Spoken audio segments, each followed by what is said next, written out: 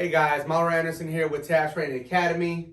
You guys have made some interesting comments about a word that Dr. Brian you used saying lagniappe. Can you please explain to our viewers, because I tried to write them back. I do not have the proper terminology. I can't even spell the word right, you guys. Look up the word lagniappe in Louisiana. Could you please tell our viewers what is that word about? Absolutely. Lagniappe is a Louisiana term. So if you're not from Louisiana or have people from Louisiana, you may not understand what that is. It basically means just a little something extra, right? Some freebies for what we give you. So all of my bags, when you do purchase them, you will get lagniappe, okay? Lagniappe, lagniappe, just a little something extra that we offer at Nora Armory.